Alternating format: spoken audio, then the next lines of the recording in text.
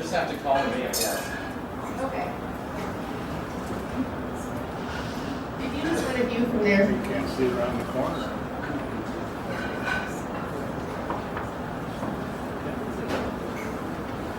But my presenter's notes popped up there, and that's a good reminder. So just a quick note, none of the aircraft in this program, other than the debris, the pieces, are of our actual aircraft. I've never found a photograph of it before it being a wreckage. I don't know that one exists, to be honest, because it was a brand new airplane. So I'm just going to dive in. So it was manufactured by Douglas in their Long Beach, California manufacturing plant.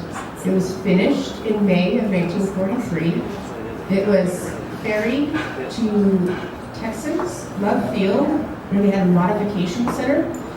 You folks might be familiar with the fact that Cheyenne had a modification center during World War II. That's where later versions of this aircraft received the Cheyenne tail and other different parts. So as the war progressed and crews were determining what was working with the aircraft well and what was not, that information was coming back to the United States in development. And so that's why you had modification centers. Things were being constantly changed. Where the planes were manufactured, like at Long Beach, they were set up in a production sense, and they weren't necessarily equipped to be able to do those modifications. That's why they were finished, sent somewhere else, more things were done to it, improvements added, that kind of thing, and then they were sent out from there. So this plane successfully flew to Texas, was there for a few weeks, and then it was flown from Texas to Walla Walla, Washington, where it was delivered to its crew. The crew had only been a crew cohesively for a very short time. They had all just recently met, they were all being assigned, getting ready to head over to Europe, and they were receiving their aircraft. Some of the men wrote to their family members. Sorry, let me make sure my phone's turned off here. They were writing to their family members that they were excited about the prospects of going over, that they were going to be getting a new plane, one of the best ones out there. And I don't know, I'm a fan of this particular aircraft, so I'm sure they were excited once they actually saw it. So, to the next slide, Kevin. Do me a favor, try it one more time. Okay, yeah, you're just relying on me. Okay.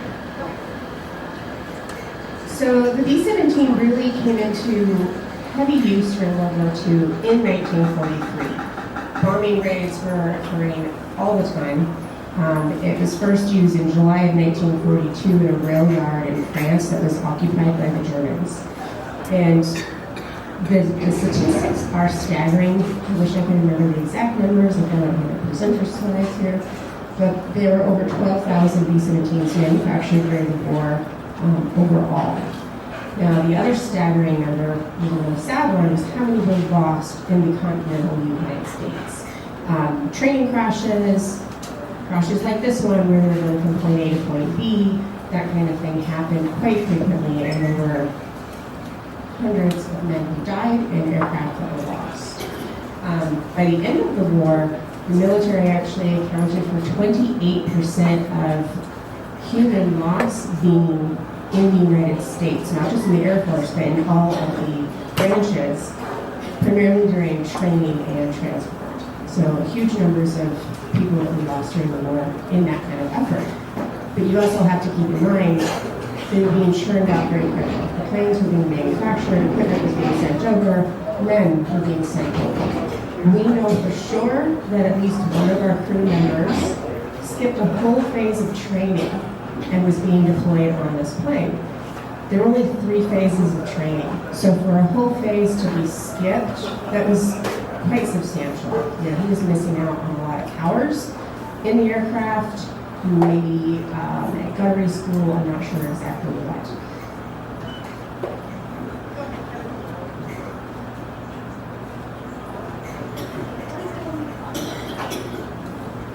Can we go again? Okay, so this is a little confusing to somebody like me. I'm not a veteran.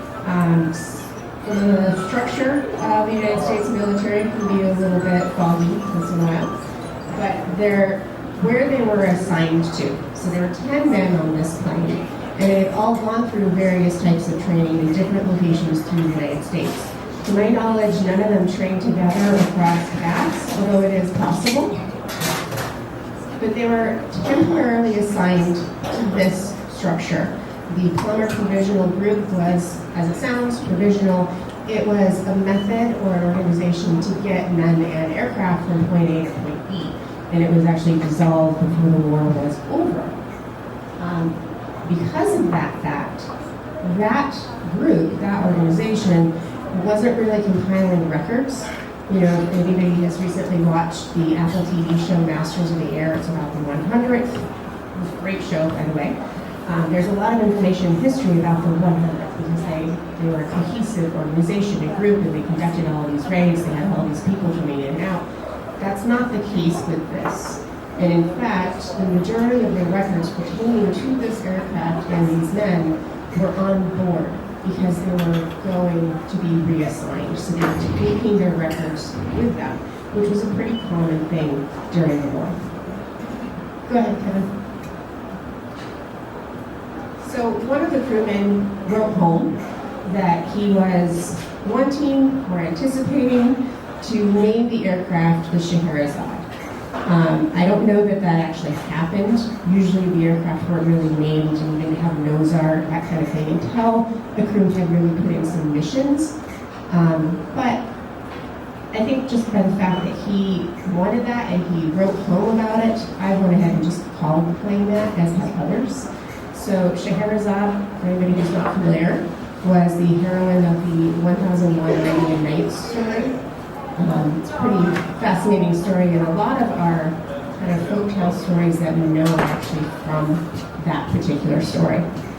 It was also very popular at the time. There's a Rimsky-Korsakov piece with that title. It's beautiful, and then we have this 1942 movie that I'm sure is popular. Okay.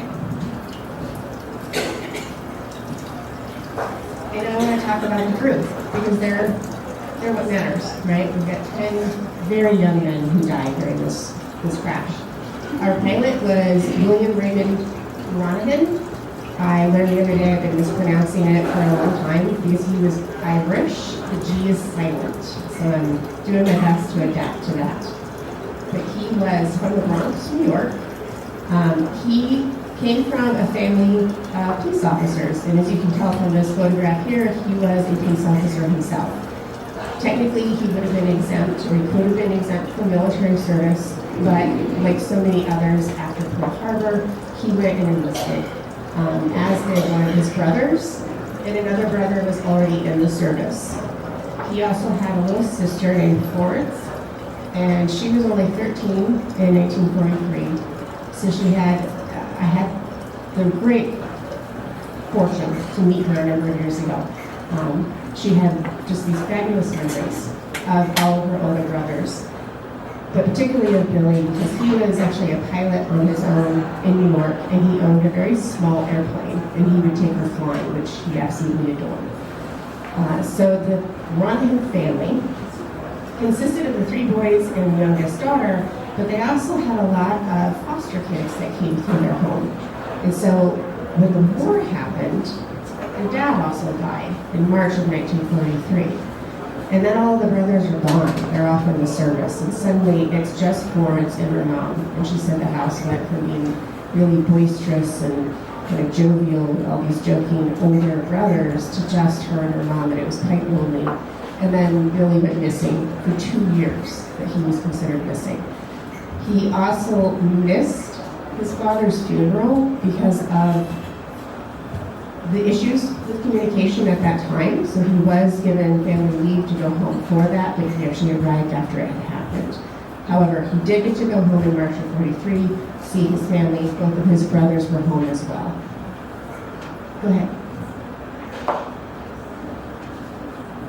That's him and his 2 brothers, James and Francis, and a little news clipping. So after he was missing, after his death was acknowledged, the local police force actually christened a New York Police Department boat, and they named it after him. And his mom went and did the whole, they drank the bottle of champagne over the bow kind of ceremony.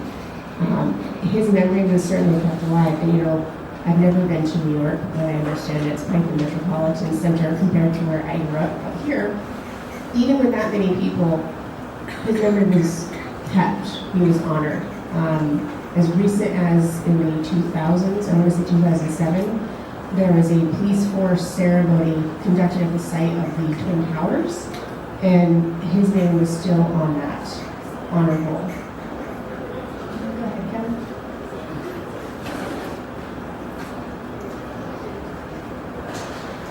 Our co-pilot was Anthony Joseph Tawada. He was only 22. He was from Houston, Texas. So he was a first-generation American. His father, Santos, who went by Sam, had immigrated from Italy. And it was a large family. Santos and his brothers all kind of farmed in the same area, which seemed to be a common theme for that area in Texas. They weren't in Houston, they were kind of outside of. Tony had a number of siblings too, and according to family lore, they were kind of a rowdy bunch. They also all loved mechanics. From funny cars to aircraft, they were into all of it. And Tony actually worked as an aircraft mechanic prior to the war there in Houston. Go ahead. So Tony was one of our crew members who was not only married, but he already had a baby. This is one of the last photographs taken of him when he was home for his last leave. Shows him and his wife Elsie and their son Mike. And I don't know if Tony was aware, but at this time Elsie was also pregnant with his son David. So after Tony passed away, Elsie now has these two little boys, and you might question, well, what happened? Good things happened.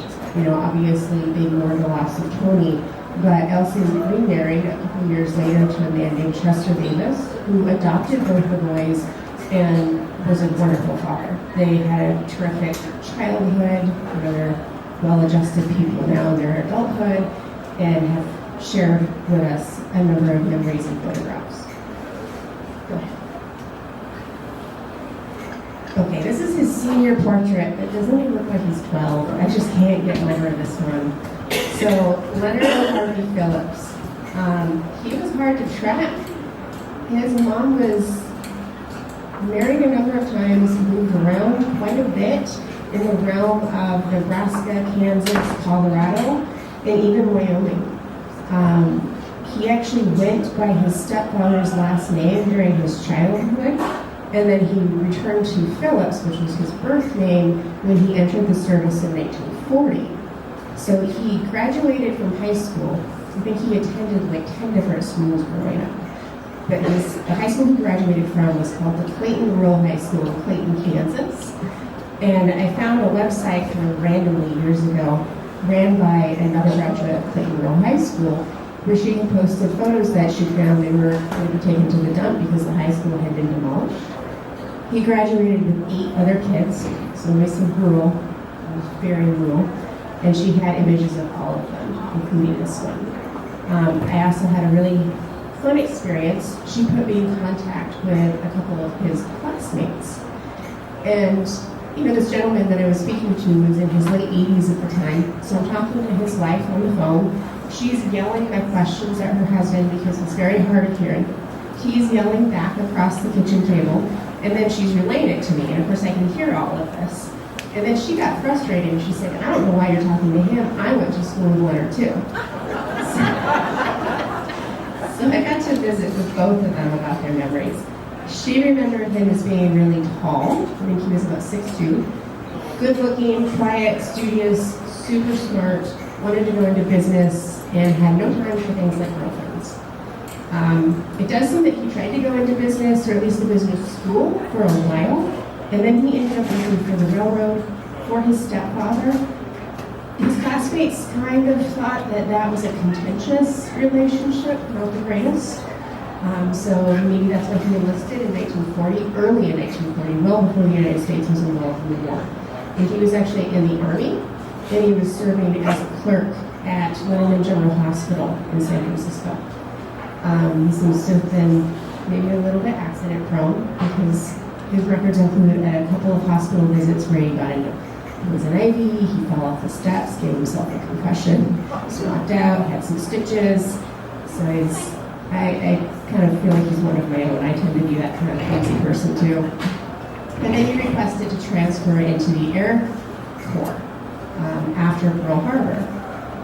And putting myself in his shoes again here, he's already got some service time in the military under his belt. He's moved away from home. He's over 20. And he had to get his mom's permission to go into the Air Corps training schools. But he did. She did sign off on that, and we transferred him over, and he became the navigator. So these are really hard to read, but these are copies of letters from his mom. So his records, you can kind of tell in the images, see they look like they're burnt around the edges? They are.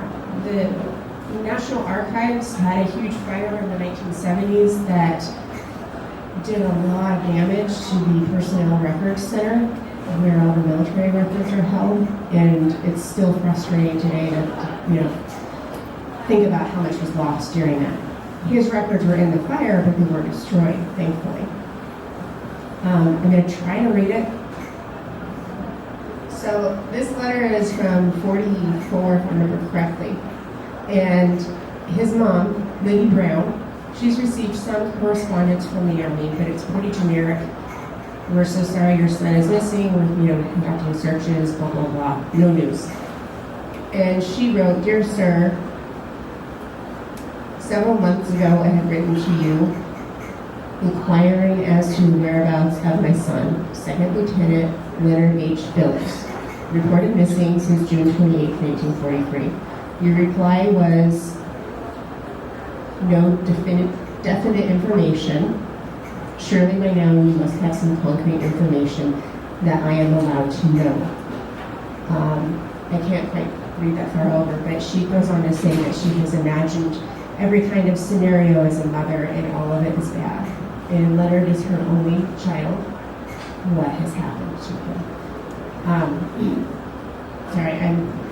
The older I get, the more poignant it is to me of how young these guys were.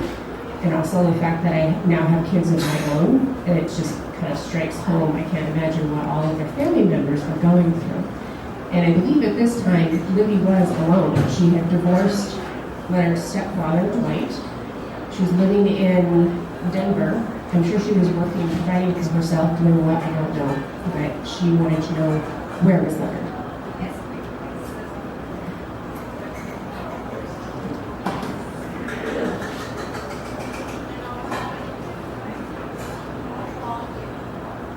Our bombardier was Charles Holbert Sooks III, who went by Suppy. He was a very smart young man. He was also very happy-go-lucky kind of guy. He might have been a little bit of a class clown. He was into drama and theater and helped on his yearbook in high school. In his pastime, he liked to draw cartoons, which you'll see a couple examples of here later. He had a sister who was 9 years older, and his father had died very suddenly of a brain aneurysm when he was only 10. But his mother remarried, and his stepfather was a World War I veteran. And it seems like they had a good relationship, and that may have encouraged Subby's interest in going into the military, because according to the family, he always did want to go into the military, and particularly was interested in airplanes. You might guess by looking at the medals, the ribbons on his jacket there, he also served for quite a while. He had enlisted early in 1940 as well. So he had a couple of American Defense Campaign medals, that sort of thing, because of the time accumulated in the United States. Just a couple of his cartoons. So the one on the left is during high school, and a female friend of his had apparently an emergency appendectomy, and so that's her. Okay, I can move around so everybody can see. She's laid up in bed recovering. Her appendix is in the jar on the right that her friends are looking at. And out the window is an aircraft going by, some kind of airplane actually. And then the other cartoon really cracks me up because it's typical of the time period. It's kind of pinup girl style. But he sent it to his aunt and uncle. So fortunately, there are some now kind of distant family members of Suppy's. They're still in his hometown of Johnstown, Pennsylvania, and they ended up with some of his stuff.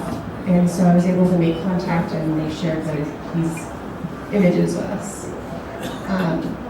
When I mentioned that he was really smart, part of why I'm making that claim is when he graduated from Celestial Navigation and Meteorology School, he was the 6th out of a class of 500. Go ahead. Our aircraft engineer, James Alfred Hines. Okay, so also just as a side note, when we're doing research, and my family does this too. We all have first names, and then half of my family goes by their middle names. Man, that's confusing. He went by Alfred, but all of his military records, of course, list him as being James. So I'm trying to call them by the names that they went by, that their families gave them by. But when it comes to documentation, they just put the whole thing out there. He was the oldest crew member at the ripe old age of 25. He also had a family. He had married a woman named Georgia Pauline Williams. She looked like Pauline. And she was pregnant when he died, but only by about a month. So I don't know that he ever knew that he was going to be a father. It seems a little unlikely. His son ended up also, like a lot of sons, being raised by a stepfather, had a good childhood, went into the Air Force as well, also became a flight engineer. He was from Reno, Oklahoma, which apparently is a small town in Oklahoma. And a number of years ago, there was an article from Biophile about this topic on the internet. And a high school history teacher stumbled across it and left a comment, which I eventually saw and I responded back when we started communicating. This high school teacher was doing kind of a rededication ceremony because their little town had sent 44 men off to World War II, and Alfred Hines was one of them. And so he had sort of delegated out to his students that they were going to research these 44 men and present their stories. And they renamed their stadium, conducted a big ceremony, and he also managed to supply me with his senior portrait. Go to the next one. Apparently he played football and he was a wrestler. He had a number of siblings. His parents divorced when he was young, and his mom remarried, and that stepfather passed away only a few years, I guess, later. So their childhood, it's kind of hard to tell exactly what was going on. His biological father was very near physically, like in the same town, but it doesn't seem like they had much of a relationship. Also, his mother's last name was Wolfenbarger, which you would think would be easy to research, but it was not. Go ahead, Ken. The radio operator, Ferguson Theodore Bell, Jr., or the third. He also moved around quite a bit, but I'm going to go with the fact that he was basically from Thomasville, Alabama, because that's where he was buried, and that decision was something that he had made in advance. He had told his mother and his family that if he died, he wanted to go back to Thomasville because that's what felt most like home. And that's where his grandparents and a number of cousins and aunts and uncles lived. So his mom, Frances, she actually worked for the telephone company, and in the late teens and 20s, she was working in Hot Springs County, Wyoming, for the telephone company. And I think that's where she met her husband, Ferg's father, Ferguson Bruner Bell II. They were married for about 10 years before they divorced. And Ferg's father worked in a lot of construction type jobs, so he continued to move around the country. In every census, he's in a different state. But his mom continued to work and provide for her and him. He was an only child. And when he was 18, he was working and he was delivering beer. Go ahead.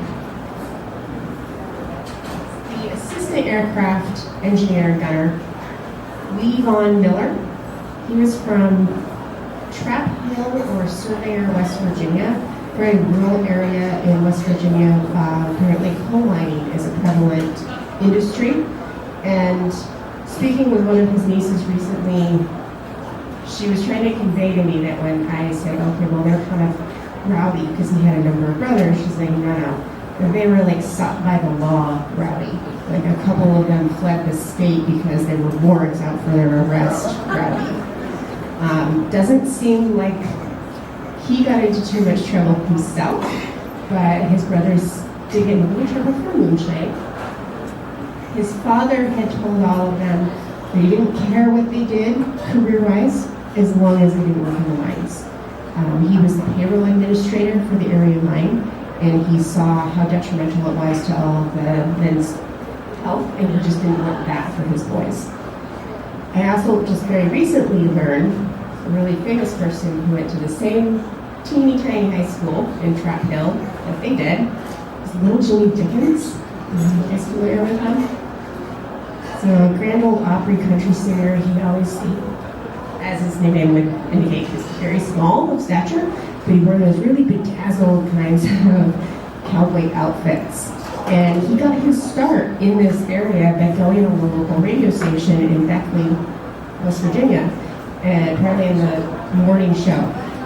And a couple of these brothers also had sort of a family band, and it seems like they performed on the radio maybe before or after their classmate, little Jimmy Dickens. Go ahead. So he was engaged to be married. I haven't been able to track much definitively down about her, unfortunately. She went by Ruth, but I think her legal name was Mary. And she doesn't look terribly happy in this photo. And the family story about that is this photo was taken on his last leave home, so it was the last time that they saw him, and they were supposed to go get married. They were going to head over to the area courthouse and just get it done quickly, and there had been probably spring flooding, and it had washed out a bridge, and they couldn't go. So she was pretty frustrated by that fact that they weren't able to get married before he was deployed. Also, military records say that he was only like 5'8" or 5'9", but I think he was a little taller than that, so did the family members. Go ahead, Kevin. You can't always trust the records. So our assistant radio operator is Charles Edgar Newburn, who went by Junior. He was from Whistler, Oklahoma. He also had a couple of brothers.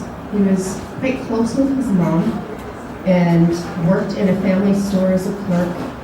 The family memories of him was that shortly before he passed away, probably on his last leave home again, he had presented his mom with a gift of a set of dishes that he had saved up for. He also had a steady girlfriend, or maybe a fiance, but he wasn't married. He enjoyed doing things like hunting and fishing and being outdoors. And that's the last photo the family has of him, the last one taken. That's him and his mom.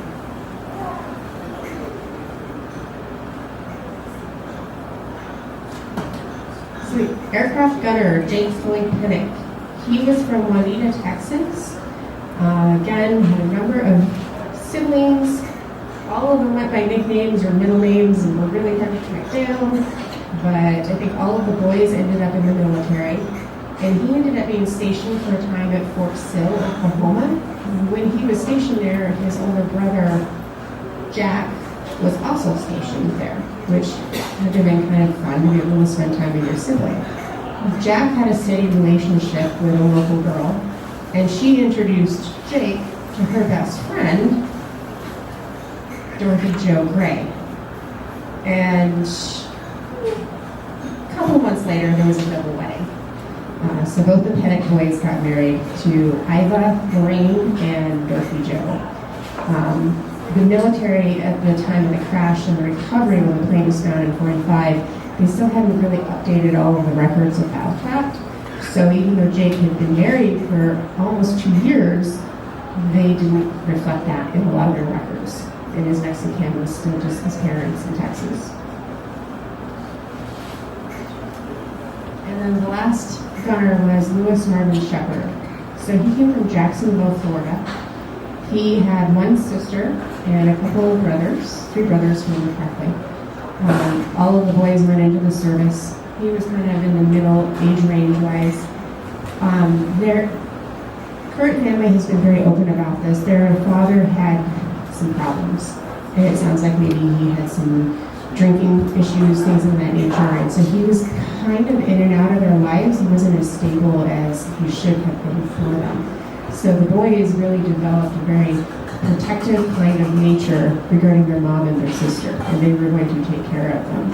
And you can see that in Lewis's letters home. He wrote his mother very frequently, and also in all the pay that was being sent home, because they knew that it was difficult for their mom and their sister, who was still quite young at this time, to make it on their own. So he was, I think, 6'3", tall, dark, handsome, and before his military service, his favorite thing to do as a pastor was to go to the local roller rink to pick up girls. Go ahead to the next. So he had a little brown book where he would write the names of gals that he maybe took out on a date or he had a conversation with. He might describe them a little bit, and he might put a little comment about really nice or not too interested or something of that nature. So that's his military identification card with a quote from one of his letters.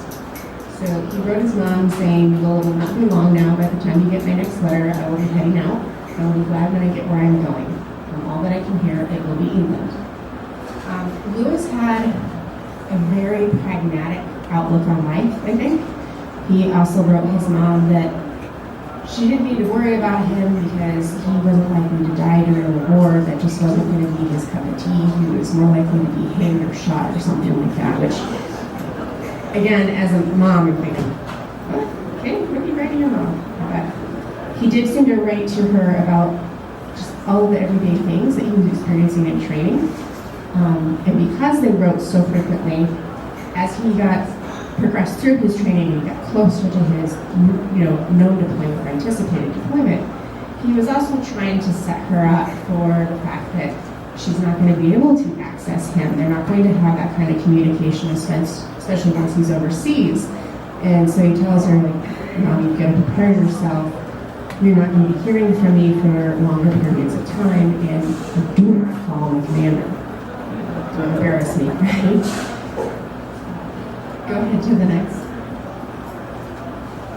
So this is one of the things when you're researching anybody, you've got a variety of records that may or may not exist, and then you have records that may or may not have issues, mistakes.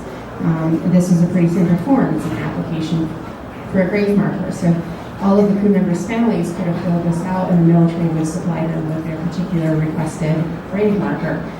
But some of the families didn't even know what to put on those because, again, that plumber provisional group thing, what group were they attached to? What should it say on their headstone? When did they die? Where did they die? All of this information now, it seems easy, I think, in our modern technology kind of world, but at the time, it really wasn't. Go ahead. So this is part of an exhibit at the museum. When you go through the museum, the Jim Gatchell Memorial Museum, where I work, it's laid out chronologically, and this is one of the last exhibits you see because it's one of the more recent stories. This particular case has items from the wreckage. You might be asking why, because I'm going to tell you in a few slides here, don't ever pick anything up from the wreckage because it's illegal, and also it's a memorial where 10 men died. The thing is, sometimes people have, before it was illegal, before they thought about it, whatever the case may be, and they can bring items to the museum. Sometimes the Forest Service actually brings us items too that they have confiscated from hikers. So they're just on loan. We have them on display. Legally, they still belong to the United States government, actually. The wreckage itself, I should back this up here. So it crashed the night of June 28th or early June 29th, 1943. Remember I had said that they were formed as a crew. The plane was in Walla Walla, Washington. They flew it together as a crew from Walla Walla to Hamilton, Oregon. pretty short flight, that's not very far of a distance, but the flight went fine. And then they were supposed to take off a few hours later in formation with another B-17 crew. That crew took off as scheduled on time, and they made it successfully to their destination of Grand Island, Nebraska, which was going to be a stopover. And our crew had a 10-minute or more delay, an undefined delay, according to records. I don't know what happened. So they obviously were not in formation. And then they never made it to Grand Island. And the military immediately listed them as being missing and sent out search crews. There were some radio transmissions from them that kind of indicated that they were in Wyoming. They were received in the Casper area. They should have actually been much closer to Casper than where they obviously were over the Bighorn Mountains. So they should not have been in the Bighorn Mountains.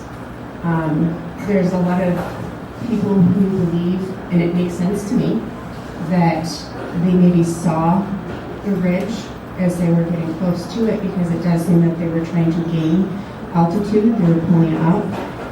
The aircraft seems to have hit the ridge on the underside, kind of close to the back of the plane, because the main tail stabilizer, the big fin at the back of the plane, is on the west side of the ridge, and then the pieces get thicker as it goes up and over the ridge from the top to the east.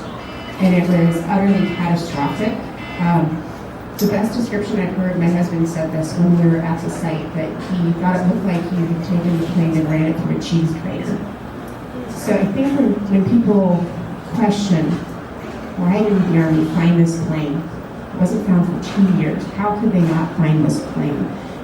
Maybe they're still picturing a plane, a big plane, and that's not what it's like. A good friend of mine had the chance to go up in a little aircraft and fly over the site just to take pictures, and he brought the pictures back for me, and I was like, what am I looking at, Bob? I have no idea, because you can't see it. You know, it's this massive boulder field, and some of the pieces of the plane are tiny, and they blend in much better than you think. So I can't imagine what the families felt for those 2 years of their beloveds being missing, but I also understand logically how it was not found. When it was found, it was in August of 1945, and it was found by a group of cowboys. I think if you go a slide or two, I might be getting a little off my normal path here. Yeah, that's just the practice. Please don't put things up. Go ahead. Oh, also, don't leave things at the site, too. I always forget to say that. Sometimes people try to leave their own memorials, and that just kind of litters the place. So, go back one, Kevin. Yep, that is the front page of the official aircraft accident investigation report. And it just says the cause of the crash is undetermined. So, the flight path? Sure. We want to go backwards about 4. There you go. I mean, this is just my technical skills with drawing straight lines on the Google Earth, so I'm sure it's not accounting for some factors, but in the basic sense, you can see they were about 110 miles off course. Again, there's going to be a lot of theories and thoughts about how did they get off course, what went wrong, was it weather, was it blah, blah, blah. There's kind of conflicting weather reports, and as probably all of us in this room know, we might be experiencing this kind of weather right here, but what's going on up on the mountain is completely different. The first time that my husband and I climbed over, we missed the aircraft actually, climbed alongside because our navigator wasn't that smart. And we thought, well, we'll hit it the next day. And it snowed so much on us it broke our tent. And I'm like, okay, nope. So I understand how the weather is just so extreme up there. Personally, I think when you boil it down to what happened, why were they off course, is they were young and they didn't have enough time. You know, they were skipping training. You start looking at what some of them relayed to their family members and the veterans about how many hours they accumulated actually in flight, and it wasn't that much. And for quite a lot of it, they're fighting being motion sick. They're puking as they've never been on planes before. This is all new to them. And as somebody who gets motion sickness myself, I empathize with that too. Do you want to go forward again? So this one just kind of gives you an idea. The crash site kind of sits on the county line between Johnson and Bighorn counties. And you can see Buffalo and Highway 16. There's a number of places around Buffalo. The Mountain Plains Heritage Park and also the city dump offer really great views of the mountains. And you can kind of see the Florence Pass area, and Bomber sits right behind that pass.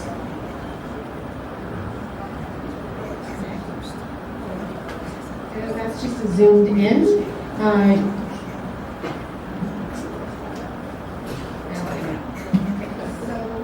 The kind of bottom center is Florence Lake, and the wreckage sits right above Florence. That's the most direct route if you're climbing to see the wreckage, is you get to Florence and then you go basically straight up. I did not do that. My husband and I went back in 2014, and we camped down here by Misty Moon, and then we went around and kind of up the saddle, the lowest point on the ridge probably. It was a little bit easier, and then we just walked the top of the ridge from there. That's when I also discovered the altitude sickness. I didn't know that before. It's considered a scramble. It's not a technical rock climb, but you are kind of hands and knees getting up and over some very large rocks. It's also disconcerting when you start to realize you can hear water running beneath you in all those rocks and you can't see it. Maybe you realize how much movement actually happens up there naturally. It's pretty cool. Go ahead.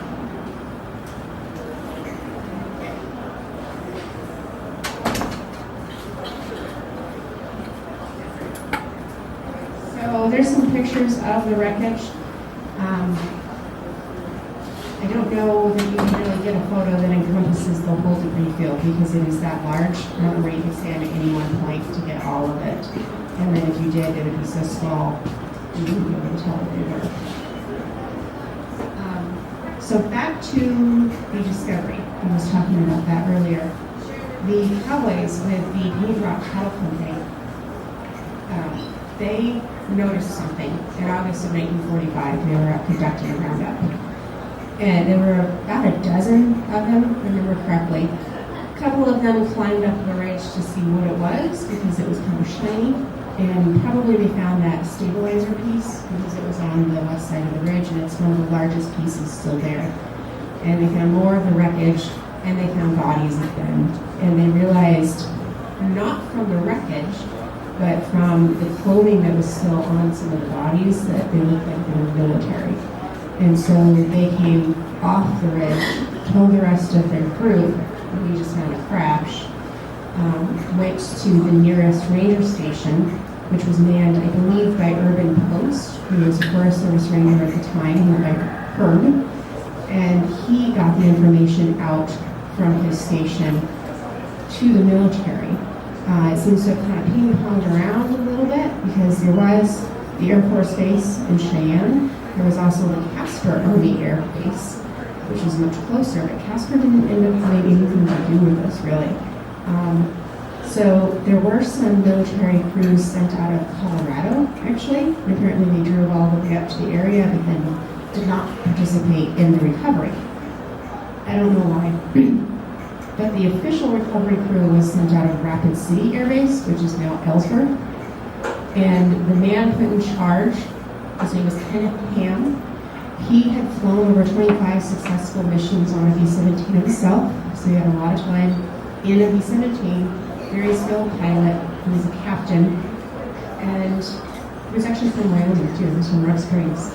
I'm going to go ahead, Kevin. Another one of the larger pieces. And that's kind of looking out for its pass. So when Ham received the orders that he was to go conduct an investigation and recovery, he was assigned a number of other people to go with him. a couple of medical corps that we actually had to pick up in Newcastle because they were in attendance at the local rodeo with the ambulance in case something went wrong. And he also picked up a doctor, Dr. Horton, out of Newcastle. The base commander from Rapid City, Colonel Lewis, he said, well, I'm going to go too. And from Ham's perspective, Colonel Lewis, who was the oldest of the bunch, I think he was in his early 60s, and who didn't have to go, was one of the most helpful people on the whole trip. There were a couple of other orderlies, and I apologize, I'm forgetting names here.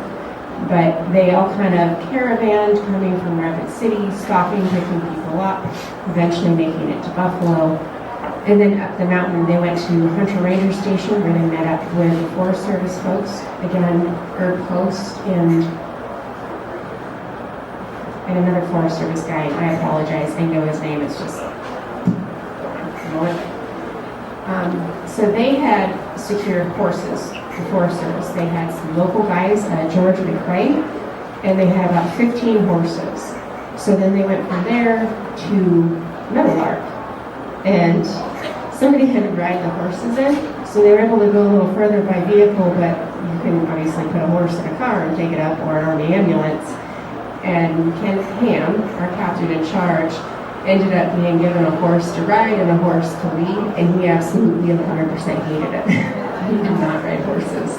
He did not have a good trip up. But they made it. They camped, I believe, at Lake Helen, so in the area, but still a little distance to go. Set up camp, ate, stayed overnight, that kind of thing, and then went up to the site to recover the bodies and see if they could figure out what happened. It's pretty gruesome, so he noted in his report and in his personal diaries that the crash itself was 100% catastrophic. The altitude did kind of preserve the men's bodies quite a bit, and there's also not animal activity up that high, so they hadn't been hacked off by a bear or anything of that nature. They were able to determine that they had parts of every crewman to take home. When I say parts, very literal. They did that by going through pockets, finding papers, photographs, things of that nature. So our navigator, who looked like he was 12, they only found his torso. But on his torso, he had letters, and he also had some snapshots and some Marine Corps chevrons that were probably traded with a friend at one of the last training bases or something of that nature. So the whole point was to gather up the bodies, get them down, send them all to their respective homes and families for burial. That did happen. It was accomplished. They all packed them out in rubber bags on their backs. Some of the men doing the packing faring better than others. As they descended in altitude and it got warmer, they started to deal with all those issues of being able to smell and the decomposition was starting to happen, that kind of thing. This all occurred, they didn't know at the time, but they would afterwards on VJ Day. So when the war officially ended, they were packing bodies off the mountainside.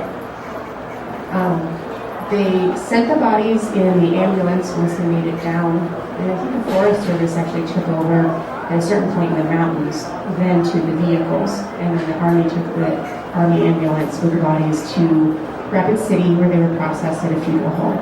And then from there, they were sent by rail to all of their family members. And this all happened quite quickly. Some of the family members got notification that a wreckage had been found with the remains of their son or husband or brother. And then within about 2 or 3 days, the remains were dead, ready for burial. By 1944, a year prior, they'd been missing for a full year. And that was the length of time necessary for the Army to declare them dead. So the families had gone through a lot by this time. They were missing, then they were declared dead. And you might kind of wonder, well, why does that matter? But all of them had some form of pay coming their way. They had life insurance policies, And frankly, their families needed that money, and they couldn't get it until they were dead. And then, when they were found, and they realized they died in June of 1943, they had to go through all of that paperwork all over again to readjust to the actual event dates. So that was the basics of recovery. Kevin, if you want to go forward a photo or two.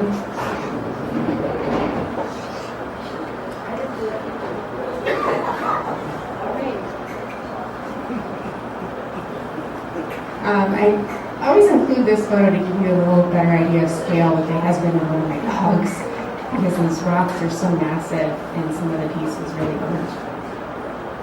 Go ahead, Kevin.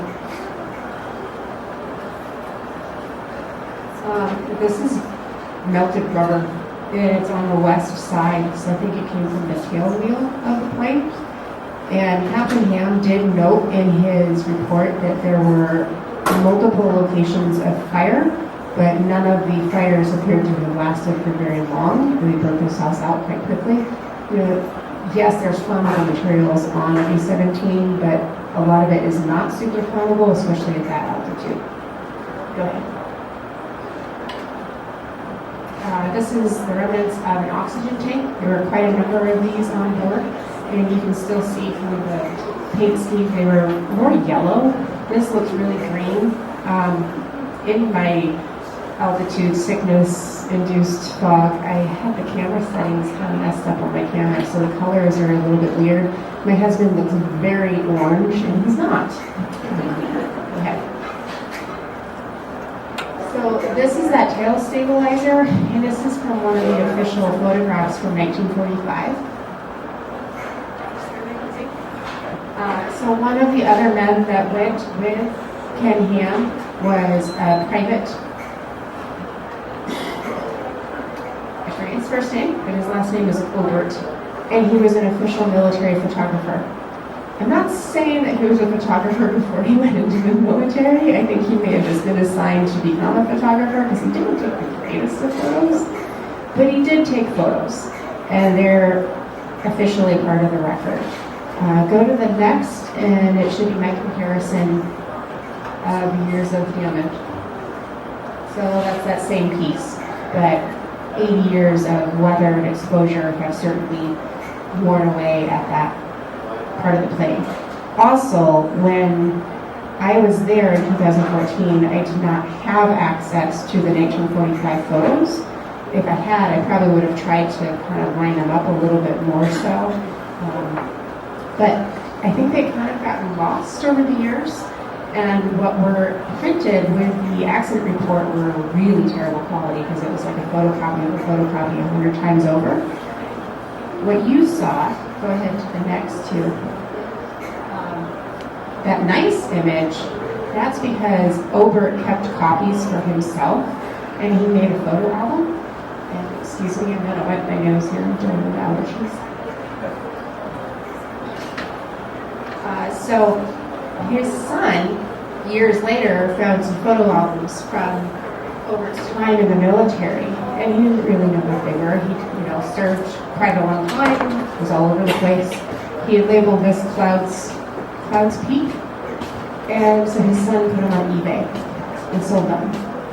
And an interested collector bought them. He's somebody who recognized what they're actually of, and I was also interested but couldn't afford like $1,200 to buy a photo album. So fortunately for me, the man who did buy it said, well, I'll sell you high quality digital scans. So I paid him $400 for scans of some of the images up on the mountain, not all of them, because again, price, and some of them just didn't show much. Technically, legally, they are still, public property because they were taken by a military photographer during the course of the military project. But anyway, this picture of mine is one of the larger pieces of one of the engines. Go ahead. This item I thought was particularly interesting. If you ever see a B-17 in person that is intact, it kind of resides underneath behind the engines, and it's part of the cooling system. And it's about this big, and you can see how it's squished beneath some very large rocks. I don't know if that happened, when the aircraft hit. Certainly rocks would have moved, flown up, landed, shifted, whatever, or if this has also happened as that mountainside shifts in, 80 years time. But it is absolutely stuck in there. You're not getting it out. Go ahead. That's giving you an idea of the location. A number of years ago, there was a flight in Casper with a B-17. It's called 909, and you could take rides on it. I couldn't. Again, cost. It was really expensive. But we did walk through it, touched it, took pictures of it. Unfortunately, it crashed a few years ago and it's now gone. But that is the location of that previous base.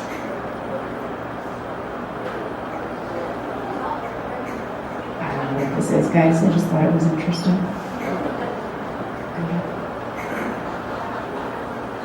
This actually has been identified. There's a museum in Champaign, Illinois, where they had a B-17 and they're doing some restoration work. And they humored me, and I emailed them a bunch of my pictures, and they identified a lot of these parts for me.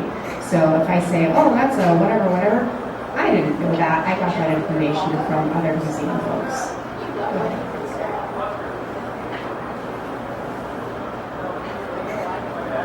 This is a lightweight one. Only weighs 30 pounds. If I remember correctly, I think this is the secondary cooling system, or piece of it. It's been around. Go ahead. Yeah, part of the turbo. Here we go. That's also from the 909.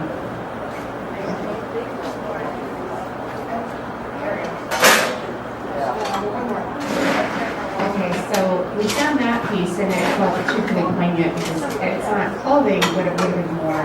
That's a part of a Midwest Fest or a Life Fest. And I was a little surprised because it's kind of that rubberized canvas material. I was surprised that it still existed, even as much as it did. It was pretty fragile at that point, so I took a picture of it and then just kind of folded it up and tucked it back into the rocks. This is an example.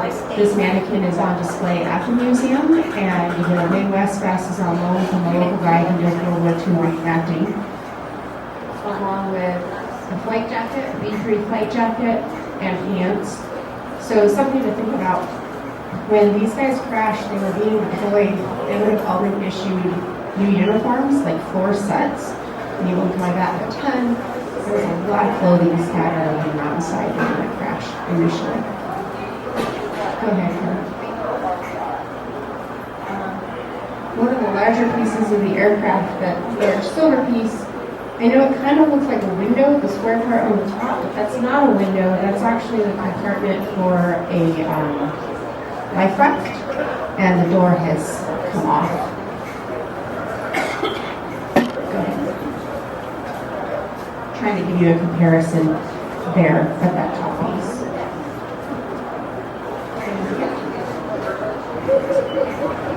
Hard to see in this black and white photo, but there are a couple of propeller blades in this image. And if you go to the next photo, they are still there.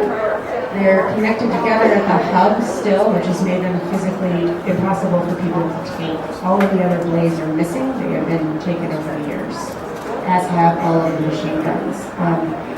I was shocked at how much is gone. Basically, any recognizable part, steering yokes, things of that nature, they've all been stripped. That, again, that was the 909 view. So in 1945, this is what the remnants of the Sperry top turret looked like. So our flight engineer, Alfred Hines, he was also responsible for manning guns in this top turret. So everything was cramped on this plane, but he was kind of standing inside the turret, and he had mechanisms to move it, to turn it, and to fire. And if we go to the next. That's the same piece in 2014. I find that really sad. Go ahead. So this is from the crash site looking down at Florence Lake. Florence Pass is going out of the photo to the right. And somewhere down there, kind of close to the lake, are boulders. The next photo. That particular boulder there is a memorial plaque. So I've always found this really kind of pertinent. When the locals found out in 1945 their wreckage had been found. Because you also keep in mind, when they went missing in 43, there was not a lot of media out there about this. The United States didn't really want our enemies knowing that we were losing crews and planes. So there's just like a little blip in a newspaper, and not locally because they didn't know what went missing here. When it was found, now the war is over, it's found, there's bodies, it's a different story. So there's more news of this.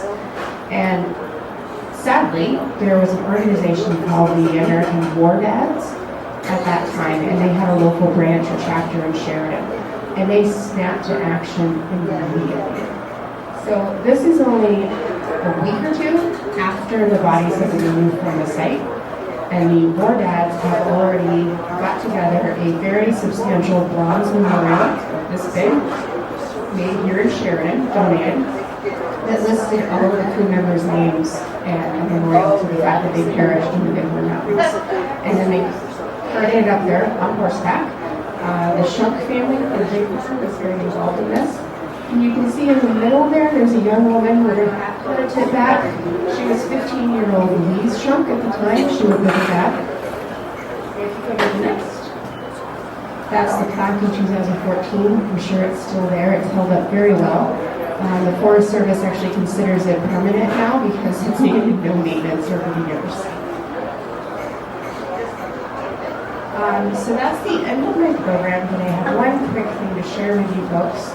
I did just receive word this week, as I've been working on this program over the years off and on, I've always in the back of my mind thought, well, I'm going to put this together into a book because there's only been one small book written about it and it's been out of print for a long time. Working at the museum, we get people asking us all the time, can I write a book about this? And we've always had to say no. I've got a contract in place with Arcadia Publishing. So there will be a book about the topic coming out probably within the year. So watch the museum and our Facebook page, website, that kind of thing for information. Because even though it's not a museum publication, we will be selling it there, and I work there. So if you have questions, let me know.